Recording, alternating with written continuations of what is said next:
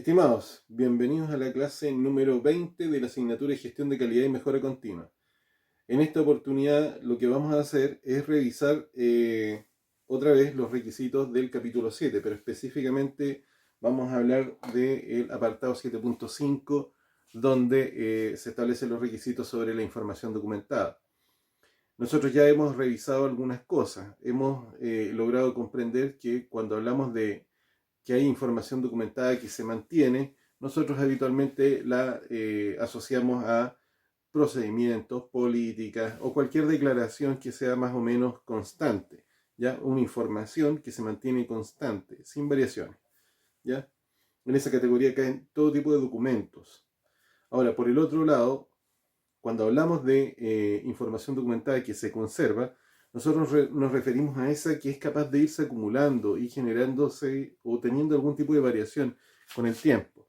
Habitualmente la asociamos a libros de turno, registros, guías de despacho, facturas y cosas similares, así como listas de chequeo. Bien, ¿qué es lo que vamos a revisar nosotros? Nos vamos a dar cuenta que, por ejemplo, en el caso de la información documentada que se conserva, a nosotros nos puede interesar saber, o sea, nos interesa saber cómo se almacena esa información, dónde se guarda. Nos interesa saber cuánto tiempo la vamos a retener. Nos interesa saber cómo la protegemos contra cualquier tipo de edición. Quiero que se imaginen lo siguiente. Esa información documentada que se conserva podría ser, por ejemplo, parte de un software de administración, tipo SAP, ¿ya? Y a nosotros lo que nos interesa es que la información que nosotros estamos registrando no sea editada de manera no intencionada o peor, que sea con mala intención intervenida. Esto es lo típico que uno podría pensar, no sé, en las cuentas de los bancos, donde uno no quiere que alguien meta mano. Entonces tenemos que establecer requisitos para esa protección, ¿sí? Junto con otros más que los vamos a revisar con mayor detalle durante la sesión de Teams. Ahora, por el otro lado, nosotros nos encontramos con la información que se mantiene. Ahora, ¿qué es lo que nos interesa a nosotros respecto a esa información que se mantiene? Lo que nos interesa principalmente es que esa información esté disponible donde se necesita. Es decir, yo no saco nada con tener, por ejemplo, un manual de usuario para una máquina si esta información no está accesible para la persona o las personas que la necesitan revisar. Algo de eso nosotros hablamos en una de las clases anteriores de la otra asignatura de mantención de plantas y equipos, donde yo le decía que a veces esos tipos de manuales se pierden. Bueno, ahí tenemos un problema.